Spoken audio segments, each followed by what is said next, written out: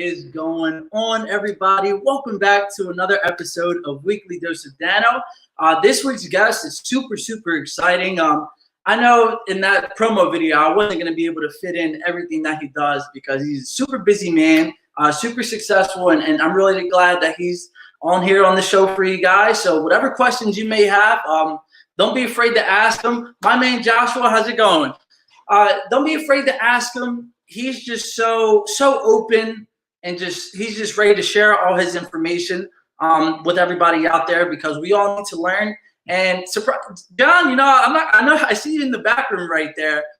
I'm not gonna lie to you. I didn't think that you were like as much of a reader and more about mindset and trying to get to that next level mentally as I thought. I'm gonna be honest, blew my mind. We were on the phone for hours at a time, and I've got so many golden nuggets just from our little conversations. And I'm super excited for you guys as well. So you guys already know how we always have to start off the show. I'm going to read you guys a little excerpt, and it really is amazing how every time I have a guest on, whatever page I open to, it always reflects one of the conversations that we've had. Whether it's about a 5-minute phone conversation, it doesn't matter. It always pertains to the guest. So this week, and I always flip it open just to keep it random and impartial. So this week, here's the book, Life's Little Instruction Book, 511 Suggestions, Observations, and Reminders on How to Live a Happy and Rewarding Life. Like I said, I opened up the book, and it just pertains to what we were talking about. All right, so number 48 is right here. Keep a tight rein on your temper. That's just awesome. Just always remember that. Keep a tight rein on your temper. Somebody asked me, it's funny that it ties into this. Somebody asked me the other day, they go, yeah, like what are your feelings about anger and how do you control yourself? Because I feel like you're a very level-headed person. And the one thing that I told this person was anger clouds judgment. So when you're angry about something, you're not going to be able to make the right decisions. You're just going to attract more of that negativity in your life. And that's not what we want. Whatever problems come your way and whatever you may be dealing with, you have to outsmart whatever you're up against. Because at the end of the day, if you make one mistake, unfortunately, it might cost you your life. Whether that be your life might be taken or you might end up in the system. So it's always really important to keep a tight rein on your temper. And I can't wait for John to touch on this topic because like I said, we were talking about this already. And right now, where's John at, man? I know I always say that as the opening, but he went to go take a break or something right now. So we're just, there he is. John, what are you doing, man? It's time to get on the show.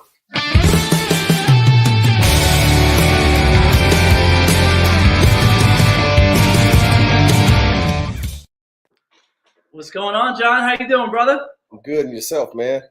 I'm doing excellent. Thank you so much for being on the show today. I really do appreciate it.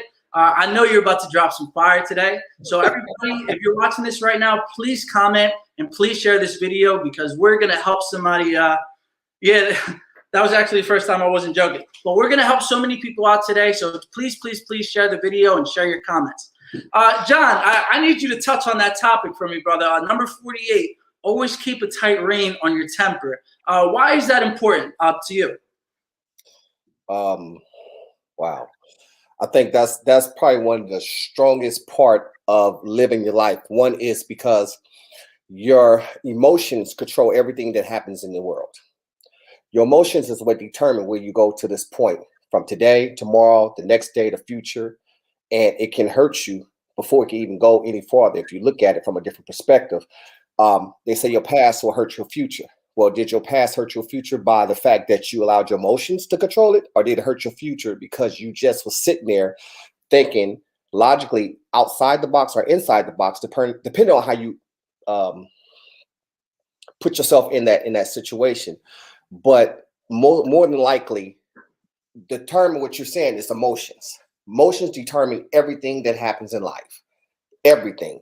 If you don't control your emotions, you will lose everything.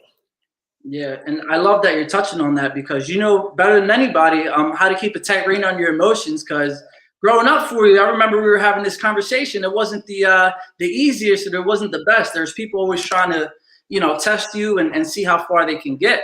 Would you be able to go into that world of your life growing up?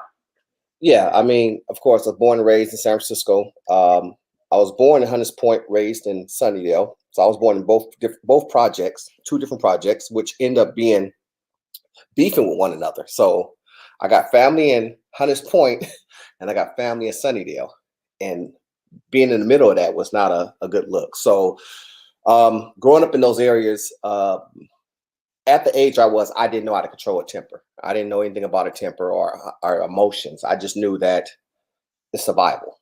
So as a kid, you watch, you learn, you see, you adapt. Long and short, I mean, it just basically, again, you grow up and you learn to control your emotions by either A, someone's teaching you that, or B, you look at the circumstances of what the outcome could be. And the outcomes ain't too bright for African Americans or other ethnicities that are not, or I should say minorities. Yeah, 100%. Unfortunately, I remember we were having this conversation on the phone where you say that in the African American household, it's not really taught that family is everything versus like with the Spanish community, you said that eight out of 10 times, 9 out of 10 times, family is always number one. Why do you think that is? That it's not really taught within the African American community? And again, this is my opinion. I'm going off of my growth and what I've seen from what I watched. Growing up, unless you're brought up in a middle suburb class, you don't really learn that family is that important. You're taught growing up in the projects that family is here. However, family could hurt you or harm you, but also family is like they come and go. Some people tend to think like family is just another individual on the street. So growing up in the projects and growing up the way I grew up, you learn that immediate family, your mom, your sister, your brother, your grandmother, your auntie, uncle, that's your family. You're not talking about your second cousin, third cousin, fourth cousin, fifth cousin, great greats and great great. You kind of are not taught that that's all one unit, and you have to build with that so you can build a brand as well as a family to sprout out farther or for longevity of future. You're not taught that. And I think Black folks are not taught that because they weren't taught that from back in slavery time. And what I've understood and what I've seen is that a lot of times we were taught that family is not all that because family turn on you, family, do different things, but that's in every culture. So you have to determine what is family to you. Some friends are more family than your own family.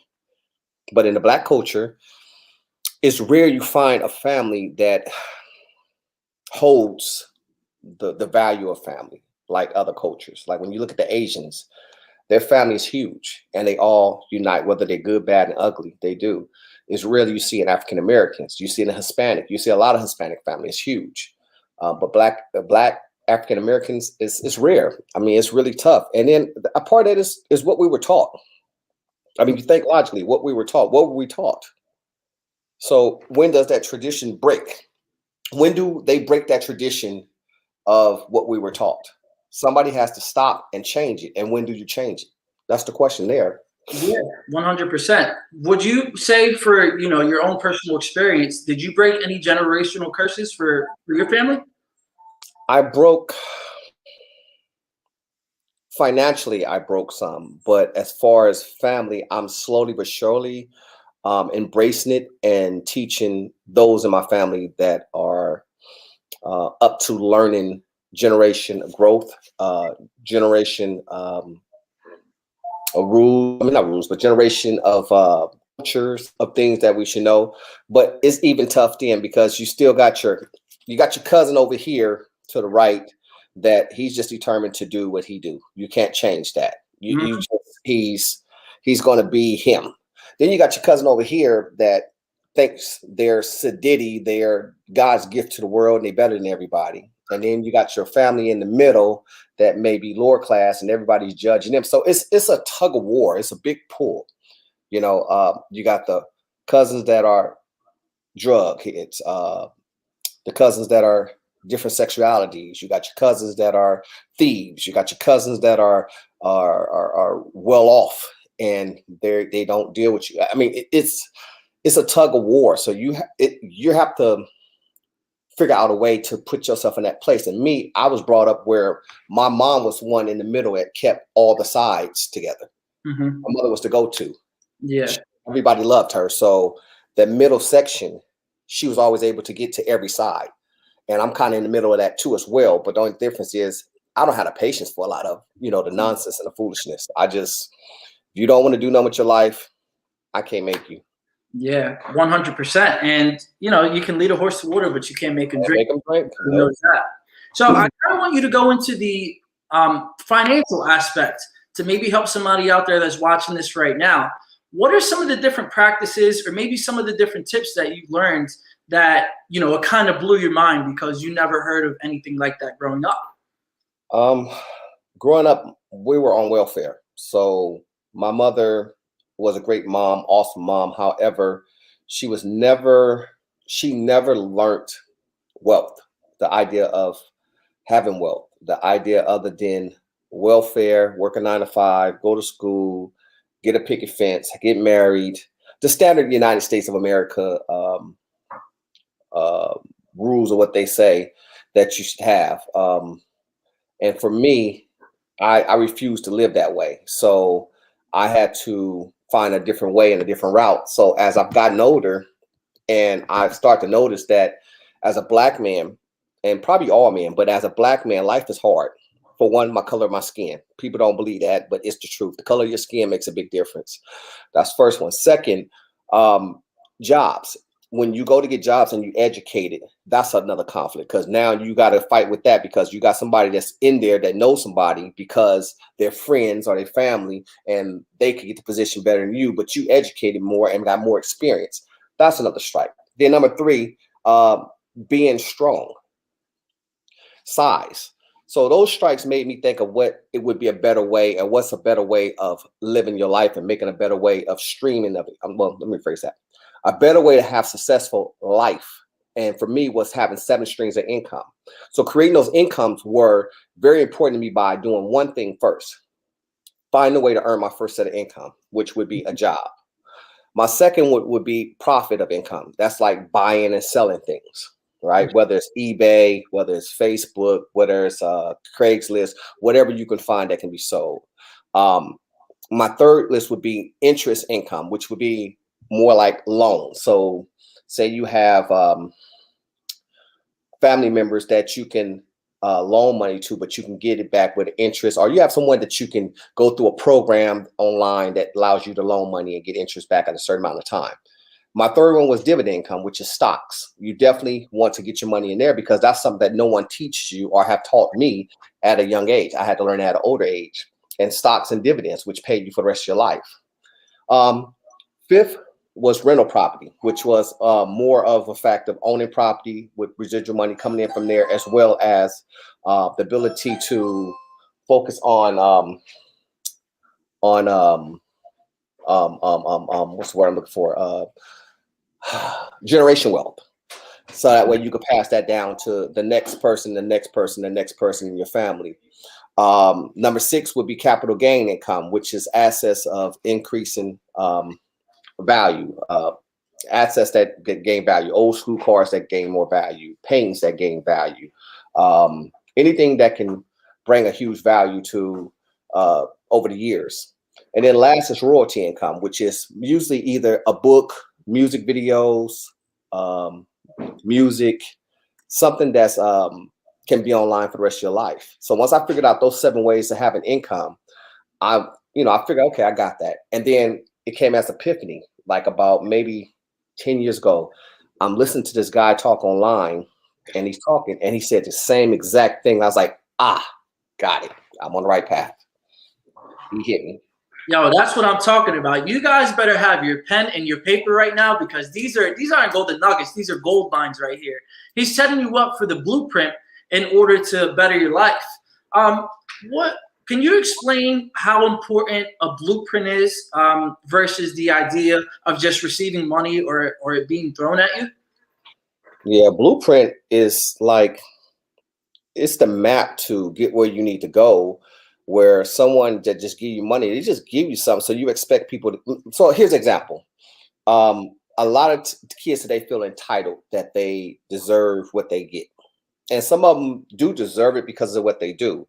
But giving money, there's no directions, there's no guidance, there's no want, there's no need, there's no principle of how to get it or to motivate you to want more of it or want you to do something with it. Where when somebody give you a blueprint, they're showing you how to get from A to Z, and that you will never, ever, ever go wrong again. Because here's the whole thing. I give you the blueprint. You're going to fail. Failure is great. In school, we're taught if you fail, you're nobody. Life is over. That's wrong. It should be taught that if you fail, get up fast and return to try to learn what you messed up at or where you fell off at and pursue it again. It's like, okay, when you play a video game, you crash into the wall driving the car the first time. You remember that turn. When you hit that turn, you know that turn, you got to slide a little to the left. Yeah. Okay. How many times you going to keep hitting that wall? I just gave you the blueprint. The race car track goes just like this. Down. So you know that. If you're not going that route, how you going to lose? You can't lose if you follow the route you're supposed to. Instead, you want to go underneath the underpath, up the sideways, through the mountains instead of staying on the path. So the blueprint is so important that when you get a blueprint, it gives you everything you need. All you have to do is take the blueprint and recreate it to fit or tailor it to fit you. There's nothing wrong with failing. Fail. I failed in my life. Whew, thousands. Countless, right? Yeah. But I've succeeded hundreds. Mm-hmm. That's what I'm talking about. And, there really is a lot. I think you hit the nail right on the head. That's one of the biggest problems, in my opinion, with the education system is that when you think that you're fair and, when you fail in school, that you think that life is over and you're not going to be able to move on from that. But in reality, you learn so much more, in my opinion, and I'm pretty sure this is a fact too. You learn so much more in your failures than you do in your successes.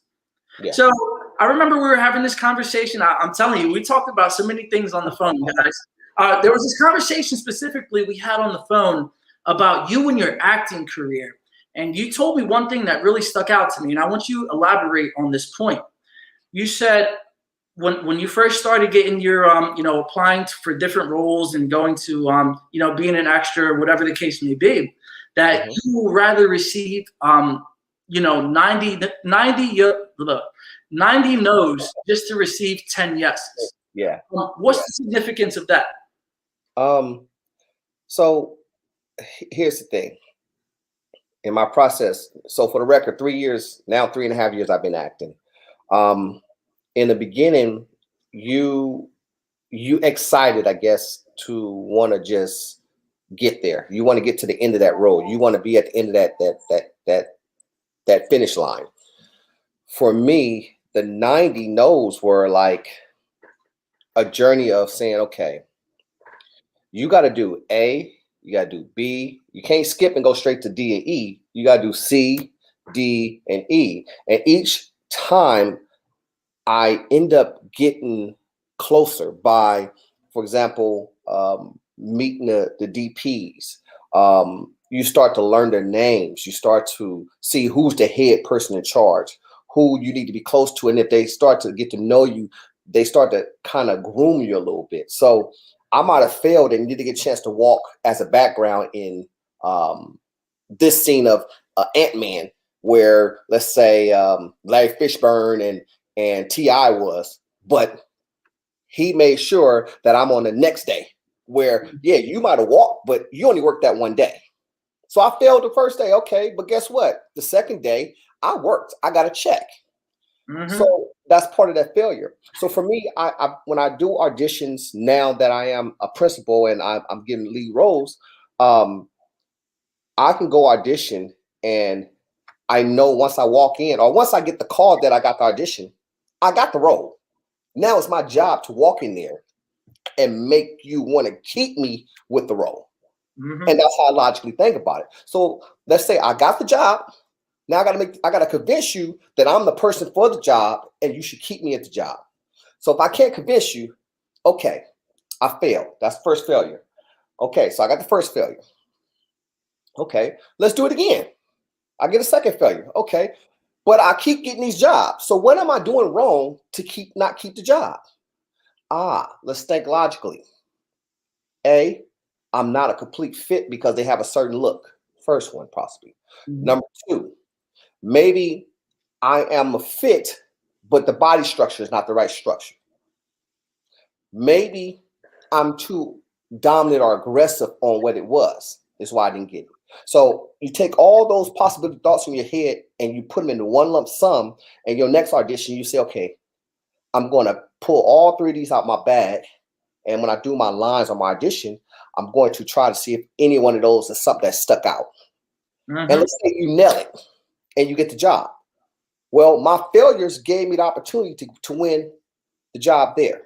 So if it takes 90 times to fail to get 10 jobs, I'll do it every time. Mm-hmm. With no questions. Yeah, that's exactly what I'm talking about. And, there's another piece of advice that I'm not sure if it really works for the acting portion of it, but an idea that maybe not anybody's ever, thought of. Because when I heard this, I said, damn, that's such a good idea. Why don't more people do this? Let's say if you're going for a job interview and you think you did your thing and you're like, yeah, I'm going to get the job, this, and that. And they say, unfortunately, you didn't get the position or you didn't get the part. Another step that people can take in order to really learn from that experience is why not call the person that you're trying to get a job from and say, listen, why isn't that, like, why didn't I get the job? Why did somebody else get it over me? And I think 9 times out of 10, the people will, they'll tell you what you need to work on, or maybe something that just wasn't a fit. So when you start to garner that information, you can know and really develop maybe a weak wall that you might have in your fort. So that's just really, really golden nuggets, man. I hope you guys are listening because John is dropping bombs on everybody right now. I think the job thing is, and this applies to anything in your life. It ain't just acting, because my career wasn't acting. My career was just entertainment, period. But anything in life you want to do, don't take no for answer. No is another form of yes. It's just saying yes with a mild twist of you got to crawl before you walk. And you just got to figure out how to take that no that you think is really a no and make it a full-time yes. It's not hard to do. It's a matter of, see, people subconsciously do not logically think in any fashion or form that possibly all you have to do is pay attention. Your emotions, again, it goes back to your emotions. Turn off your emotions. If you pay attention, you'll find where you win or where you will lose every moment, every time, every second. Calculate every step. Every step is a move. You calculate each one, you'll win. Mm-hmm. That's why it's important. I used to never understand why people would say, you should always plan 3 to 5 years of what you're going to do. And I'm like, 3 to 5 years? Man, who the hell plans 3 to 5 years? But it makes sense. Because if you start a business, the first 3 years, your goal should be to establish the business and for the business to make money, not you. That 5th year, you should be making money. But then you get, again, people are like, well, I ain't making no money. How am I supposed to survive? You survive. You just don't pay yourself a check. The business pays for everything, but you don't get a check. You can't say I get a salary yet because you literally don't have a salary coming in yet. You can't claim nothing yet. Only the business. So everything in the world today and in life is based on emotions and it's based on lessons. The biggest problem people have to learn how to do is learn from the lesson. Stop saying I learned my lesson. Go back and figure out what went wrong for you to make the lesson and then write it down so you'll never do it again. Yeah. Oh man, I love that you use those two words, emotions and lessons. There's two things that I've talked about on the show that are, I guess you can call these blueprints or little golden nuggets to really help you in your day-to-day life. As far as emotions, because you say that it controls your life and it's 100% true, 100% true, there's a formula that we talk about. Thoughts turns into feelings. So it's thoughts turns into feelings, feelings turns into actions, and actions turns into results. Yep. And when you start to really go and formulate that into your life, you're going to receive more beautiful opportunities and you're going to get knowledge along the way. And as far as the word, it's amazing that you just brought up the word lessons. The motto of this show is everything is a lesson or a blessing. So you can never lose. You're only going to learn, or you're always just going to receive more opportunities that are working in your favor. And that is just so awesome that it really does all tie in together, and this stuff works. John practices this stuff on a daily basis. We were on FaceTime together, and he showed me all the different loads of books that he was reading. I'm talking about a garage full of books. Like this stuff is something like I've never seen before in somebody's personal life. You know, you usually see it at the library and stuff like that. But how important is it to learn and gain knowledge every day? I think it's just as important as you breathing, waking up and breathing every morning, because you never stop learning. We talked about this before. I went to college at 35 years old and got 2 degrees. Can you repeat that again? I need everybody to listen up. Repeat that one more time.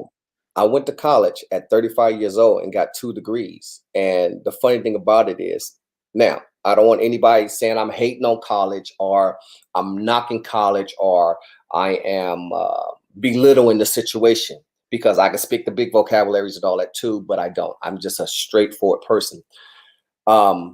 Straight, blunt, and to the point, college made me stupid. I was most smarter before I got to college. And the reason being is I got a degree in psychology and I got a degree in business, marketing and management. And I already had my own businesses. When I got there, the professors were teaching basically how to work for someone else. When I was going to college, I was going thinking also part of my business courses was I was going to go to school to learn how to enhance my business. Instead, I found myself knowing more about the businesses than the actual teachers, or whatever you want to call them in that professional form. It bothers me a lot when I talk about it, because I almost got kicked out of school because my professor felt that I was, what's the word? I was challenging him because basically I asked him about how come the curricular activities that you're teaching does not teach people how to financially stabilize themselves for working for themselves, not so much working for corporate companies and making corporate companies bigger money instead of helping us make money, which that's the way it's designed, for us to make the corporate companies more money versus us taking care of us. I asked them how come they don't teach us about passive 401ks, different types of income strategies, or funds of putting your money like the government do up in different little small accounts and different things. And he got offensive and mad about it. And, you know, we had a couple words, but nothing major. And he didn't like what I said. So I said, well, let me ask you this last question. I said, how come y'all don't teach us about QRPs? He's like, what is QRP? I said, Quality Retirement Program. What is that? That's a bank account that the government can't touch. Huh? I said, yeah. I said, y'all don't teach that. You say you run businesses, right? And you teach in the class. He said, yeah. So he had an attitude. He actually gave me a bad grade. I had to go to the deans and all that stuff and get my grade done right. Long story short, he challenged me with the class. So I told the class about everything. And you can see the steam just coming out of his ears, like, and my thing was like, simple and plain, listen, I understand you get paid to teach, but somewhere in that curricular activity, you got to step above what you're teaching to help us grow. Because the whole thing in this world is about growth. It ain't about just staying still and stagnate. College made me dumb because I didn't learn nothing. I mean, honestly, I already knew about bookkeeping. I knew about CPA stuff. I knew all about that already. Give me something I don't know that's going to enhance me. And if I already know this, and then you giving me the format of doing it the way y'all want me to do it, then it didn't help me at all. It took away from me. Yeah. And it detoured me from my actual goal. Yeah. So you time and money because you didn't do anything out of it.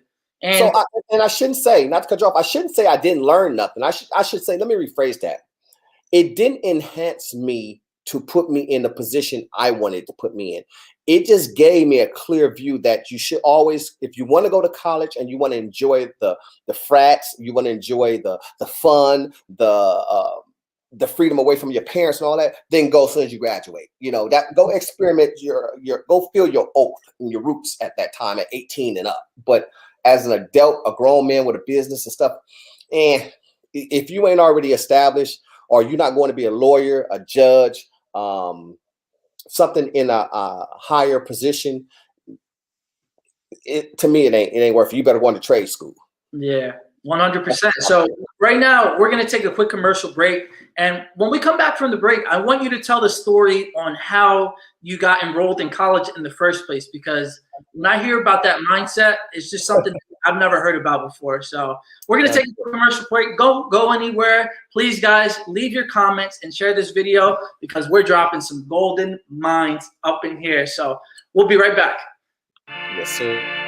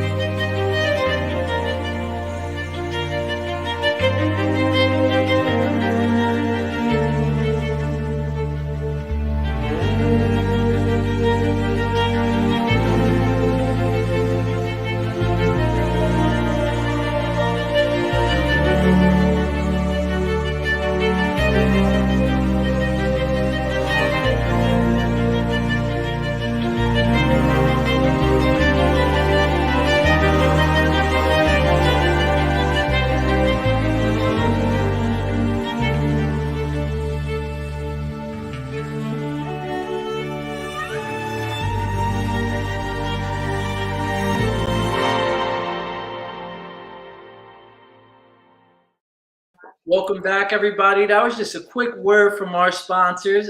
Thank you again to all the sponsors for sponsoring the show. If you have any questions on sponsorship, please don't be afraid to reach out. That's doseofdano@gmail.com, and we're going to get you right. And actually, on April 1st, there's some big news that you guys need to keep an eye out for. But I'll get more about that later on. So, John, you eating right now on the show? You kidding me, man? Man, I'm back bodybuilding, so I got to eat anything I can eat all day, every day. Nah, I'm just messing with you, man. I love eating. Unfortunately, it kind of hinders me because I have to work on my diet.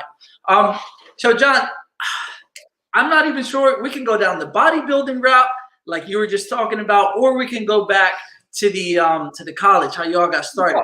College. Like, all right. How did you get started? Or how did you even get the idea of going to college at the age of 35? So I have two younger brothers. We're 10 years apart. My younger brothers live with my mom. And first of all, in no shape or form am I bashing my brothers or knocking my little brothers, but I should tell my mom all the time, she spoiled them too much and they need to be broken. So they would go to school and complain about going to school and go to work. And I'm sitting there looking at them like, you got the easiest job in the world. You go to school and you go to work. It don't get no better than that. You don't have nothing else. You don't have no kids. You don't have no responsibility. You don't have nothing to worry about. So I challenged my brother. I said, okay, and keep in mind, they're twins. But I challenged the oldest one. I said, look, I could go to school and go to work, run my businesses, work a 9 to 5, raise my kids, do everything I need to do in life, and do yours all at the same time. I said, let's trade places. He didn't believe me. So I enrolled in school. Okay. It was just to prove a point at first. When I got there, I went through the bells and whistles of registering to community college and all of the facility. And then I asked them when I got there, how it works and everything. I didn't keep in mind, I didn't have a high school diploma because I didn't graduate from high school. I dropped out of high school in 11th grade. So I get there, we're talking. I meet with the counselor. The counselor tells me everything that's going on. I had a really nice counselor. She was really just awesome. Explain everything to me. Tell me I can enroll, I would start, blah, blah, blah, so forth, so forth. Okay, cool. So it still didn't interfere with my time. Start with a couple classes, 2 classes a day or whatever. So I said, okay, what am I going to major in? Well, I like the idea of the mind. I like the idea of how you think. Psychology. I was going to be a psychiatrist. Forget it. Let's do it. I'll be a psychiatrist. In that process, taking my course and going through it, we found out that I can get my high school diploma, not a GED, which I don't knock anybody for GED, because GED is the hardest thing to get versus getting a diploma, a regular diploma. I got my diploma while I was getting at the same time. They're creating points I was missing for me to get my diploma. Mm-hmm. So at the end of my graduation, my 2 years to get my AA in psychology, I basically got my diploma for high school. That was given to me, and I got my diploma for my psychology. The point is that I did everything my brothers were talking about doing. I did it while living my life, while running my business, while taking care of my kids, while just doing all the things that I normally would do and still living the way they complained about. Yes, I had a bill, but my brother has a bill to this day, $75,000. No college degree, nothing to show for it. And he's just living his life, doing a great thing. And again, maybe I'm saying it bad, but it ain't like that. It's just, I've told my brother many times, you should always go back and evaluate what's going on. At the end of the day, to this day, me and my brother, we cool and everything. I'm not disappointed. I'm not unhappy with his decisions. I just wish he would have took the motivation and kept striving to do what he needs to be done. So, that was my journey. From there, though, I liked it. I was pledging for Iola, which is the older fraternity. I got a lot of flack about that. People were like, oh, that's an old fraternity. You need to go to a Q. You should be a Q. I said, if I go to a Q, I'm going to prison. Because the games that they play, yeah. Nah, you're too old for that. Yeah, you ain't want nothing to do with that. So, if you could touch on the topic of time management, all of the things that you said you've done, at that time, running your businesses, raising your kids, going to school, and doing everything else that you were doing. What are some key things that somebody watching this right now that's thinking to themselves, man, I'm the worst with time management? Is there any strategies or any tips or any advice that you can give to them? See, thing is, time management. See, that's another thing that people stamp. The time management is. So I'm gonna do it in a different form. Okay. To manage your time is easy. I'm gonna get up. I'm gonna do this at this time. I'm gonna do this at that time, and I'm gonna do that at that time. If you can't make it a pattern by consistently repeating it, because it becomes repetitively, then put it in your phone to set your time to do A at this time, B at this time, C at this time. For me, naturally, things just go. I make a to-do list. I write down everything I need to do the night before I go to bed. So I'll take, prime example, my to-do list. I'll write it down tonight about 10 o'clock, 11 o'clock. Okay, what I got to do tomorrow? Write it down, write it down, write it down. Now, what time I do it, it doesn't matter. These 10 things on this paper better get done before the day is over. If it's 12 o'clock at night, it better be done. And that's how I manage mine. Some people, they really stick to a real strategic way of doing things. That's, if it worked for you. Yeah, 100%. Like unfortunately, I'm one of those people where I need to, I do things kind of at the last minute, which is one of the habits that I've been trying to break. But I'm not sure if I was talking to you about this, but there's this sort of adrenaline rush that you get when you start to do things at the last minute. And I think that's why I like doing it, but I don't like doing it at the same time, because when you get it done early, you have time and space for other opportunities to creep in there. So this kind of one of the reasons why I was asking you maybe some tips about time management, because I'm going to go back and watch this show and really beat into my brain that as long as a certain number of tasks are done throughout the day, that's an achievement. And it really doesn't matter what time frame. Like obviously we all have deadlines, but as long as you achieve those things, then you're moving in the right direction and you're cutting your plate off. You're eating it little by little. Right. So would you be able to explain how you got your first major role in A Day and a Night, and what your experience was like shooting the film, and when you got the call, like, okay, you got your first major role, you got the part. Walk us through that whole situation. Well, the funny thing is, I'm trying to gesture so it'll be a little more like. So what happened is, I have a friend named Michael Toy, and Michael heard about the movie and the directors and all that. And at that time, I was still doing background. I did years, right? You were doing background? I was still doing background. Okay. And Michael told me, he said, man, it's a movie coming out by the guys that wrote Black Panther. You'll be good for the part. I'm like, yeah, man. Because I done made a living off doing background. So the income was easy income. While I'm doing background, I'm getting paid to work and do this. And then I'm working my own business while I'm on the set doing background, by running my own business when I'm not doing anything on the set. So Mike calls me. He said, you should audition. I'm like, yeah, whatever. Another day go by. Man, you should really audition the part. Yeah. Third time. All right, man. All right. So I get the information. I submit for it. They want you to audition with your phone. So I did what they call it, a video of myself. They sent me the lines and everything, and I did them. And I did like 7-8 times. And again, I have no experience of doing any roles or anything in my life. So I'm like, okay, whatever. So I sent them like 3, I think, of them. Sent it in. Yeah, whatever. So he called me. Did you do it? Yeah. All right, click. I sent it to, I forget her name to this day. And it's at the tip of my tongue. But I sent it to the casting agency. I get a phone call, I think 2 days later. And she say, hey, the director wants you to come in and audition for real.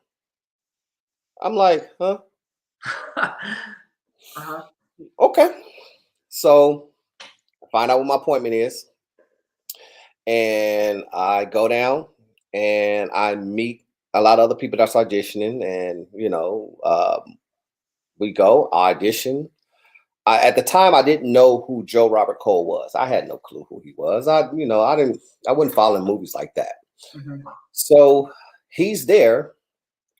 The script is being read by his assistant, and he's coaching me on he wants me to do the different roles.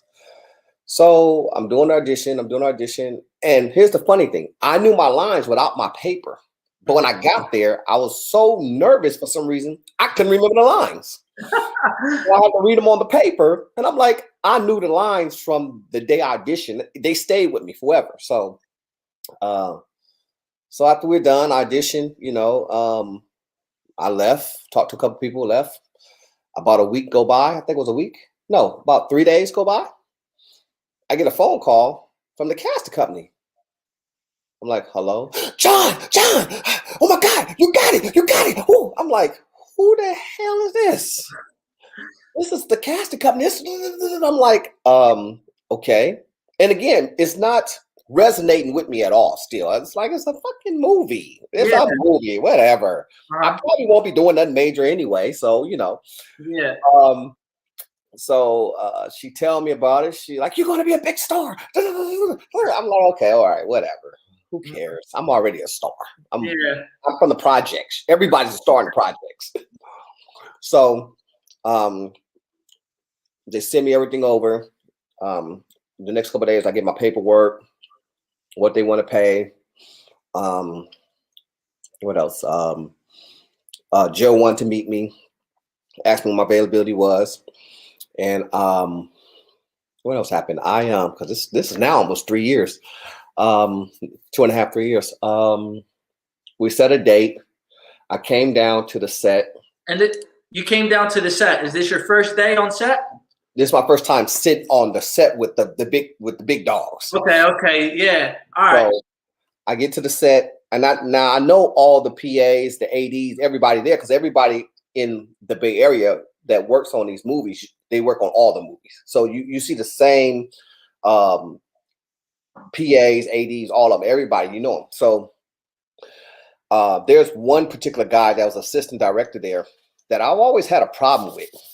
And I don't know why he had a problem with me, but I just wasn't tolerating his mess. So I told someone a while back, next time he say something to me, I'm going to say something to him.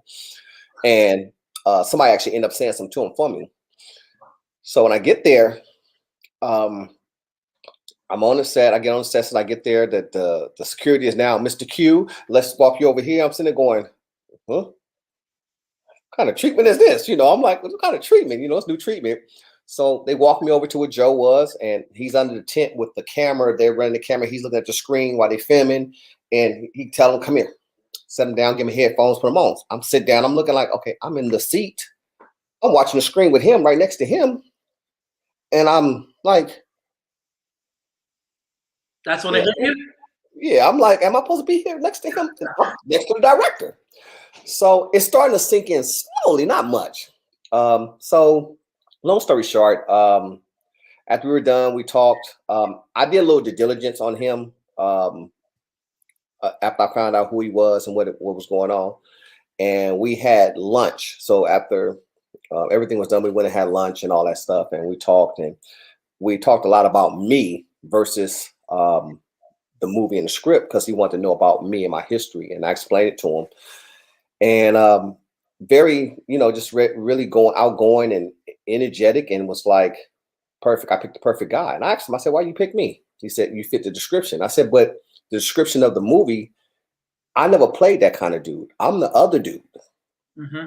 Well, it makes sense. The 2-time Emmy winner is playing the dude I should be playing. But, again, that's, Yeah.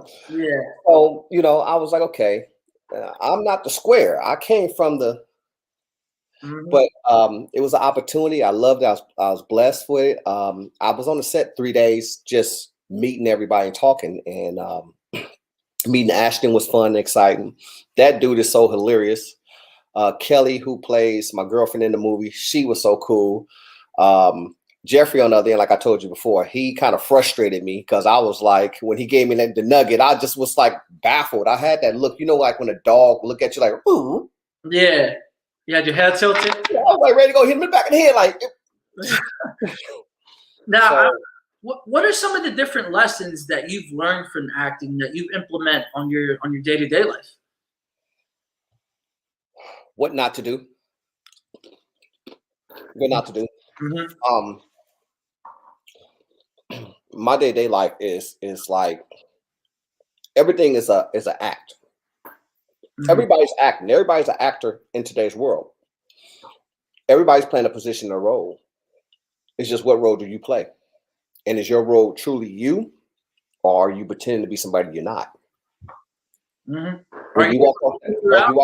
I'm sorry, go ahead. Are you able to filter out the people that come inside your life, who's really playing their role as a person and who's faking it? I don't let too many people come in my life anymore. Okay. I don't, because like, it's like that saying, I don't need no new friends. Mm-hmm. The word friend to me means you would give me the shirt off your back. You would jump off a cliff when I jump off the cliff. You'll be willing to do whatever I do if you're my friend. Mm-hmm. If I'm not willing to jump the cliff with you, I'm not your friend. Yeah. I'm not jumping no cliff with you. So I be associate, I be your partner, but I'm not jumping no cliffs. So the word friend to me is so strong that if you want to do what you would do for your kids, that means the most. That means that you're a friend. I know for a fact there's only a few people I'm willing to jump the cliff with, to be honest. Not very many people. If we had to jump over a cliff to get to the other side to save our lives, there's a few people I would do it for. But Yeah. the average person, no. Mm-mm. You know, then that can also be a blessing because you start to eliminate all that unnecessary noise that you go through on a day-to-day basis. And you know, it's inevitable. It's gonna happen within your life with people that you just meet, and always just trying to push through that noise. Right. I want to talk about there. You had a hard time in your life. Yeah. You know, you told me this story, and I want you to tell everybody else. You went to jail for whatever the circumstances were, and you say that jail saved your life. Yeah. Would you be able to explain how jail saved your life, and maybe to somebody going through the toughest time that they're going through right now, what lessons that they can learn and how to come out of it? So when I was out there in the streets, and I've never been a gangster. I don't want nobody thinking this or taking this the wrong way. So I want to make sure I clear this up real clear. Mm-hmm. I came from the streets. I came from the projects. No gangster. Sold drugs. Played with the guns. I did everything that you do, what you see, but I never was a gangster. Mm-hmm. Let's clear that up. I ain't never wanted to be a gangster because we had a saying, gangsters don't live long. For me, the streets was a way of survival. Mm-hmm. I was trying to take my family out the project somewhere else. So when I end up getting in trouble and going to jail, I had just been doing music. I just was teaching dance classes, and I just had stopped working with Tony. I had just worked with them for a while, and was it then? And Troop. So I ended up going to jail. 3 years they gave me. Man, oof. Was it 3? 6 years. And let's even forget the time. Let's just look at what happened. I figured my life was over. I just, you're 18, 21. I think I was about 21, 22 at the time.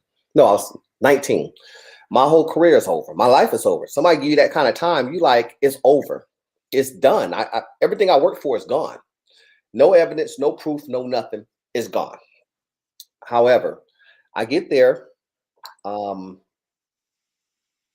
I'm there going through my process of being in the county, I get into it with some guys, of course, because I'm from the Bay Area and these guys are from down another area, and they test me or whatever. Plus, I'm playing a square role of me just want to just do my time. I don't want to get into it with nobody. I don't want no problems. Mm-hmm. So I had to stand up. I had to learn how to stand up in there without, knowing all the ins and out what could happen. And again, it was 3 or 4 guys to one.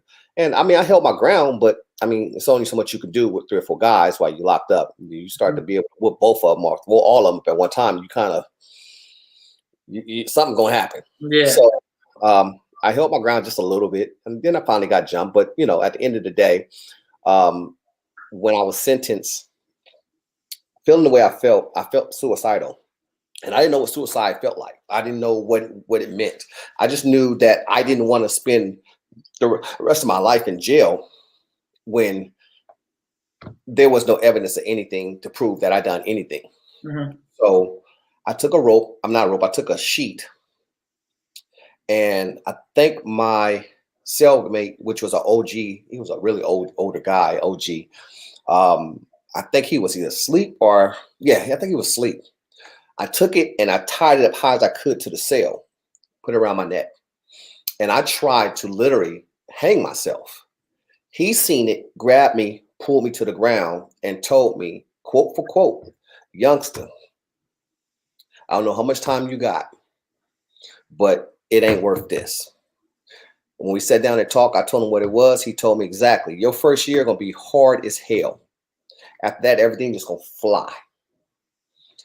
When he said that, it happened exactly the way he said it. I did my time, came home, My first year I got off parole. Ain't seen a prison or jail since. It's been 20-something years. That's amazing. That's such an amazing story that you remember those words verbatim from what he said. And there was also a part in the story that you said as well, that by the time you went in, you know, you were hanging out with all your friends and stuff like that. But by the time that you came out, what happened to them? So the blessing is I was hanging on different blocks, doing my thing, just doing what I was doing. And everywhere I was at, someone was getting killed constantly. The time I would be there and the day I would be there while I was locked up. So I kept saying to myself, I'm trying to figure out, why am I here? They didn't have no evidence. They had no proof. I'm wrongfully convicted, I'm saying. And I'm like, and it made sense. It set me down. And I don't know if it was like epiphany or if it was just God talking to me, but I learned that I was there to save my life, not because I done some wrong. It was saving my life. Because where I would have been, everybody was getting knocked off. Everybody. Amazing. You're giving me chills right now just hearing about this story. All right, so John, we only have a few minutes left. Unfortunately, we didn't even get into the clothing line that you got, the music that you've done, the bodybuilding, and the plethora of other endeavors that you've taken a part of in your life. So like I said, we only have about a minute right now. If there's one thing for somebody right now that's watching this that you want them to take away from this entire conversation, or maybe you haven't spoken about it yet, maybe a piece of advice or a way of thinking, what would be that one thing that you want somebody watching this right now to take with them from this interview? Calculate every step that you make. If you calculate every step you make, you'll be more successful in life. And secondly, do not allow your emotions to dictate your future. Your emotions will ruin you every time. Do not let your emotions dictate your future. Last but least, never let no one stunt your growth. No one. I'm talking about. So guys, thank you guys so much for spending an hour of your time. John, you as well. Thank you so much for spending an hour of your time and dropping this just amazing, amazing content. You're only going to find it here on Weekly Dose of Dano TV. So thank you, everyone. You know, come back next week. We have a great guest coming on, and I'm just so thankful for each and every one of you. And thank you guys so much for spending an hour of your time. And I hope you enjoyed the show. John, I'll talk to you later, man. And everybody, have a great day. And I'll see you for another next week for Weekly Dose of Dano. Bye-bye.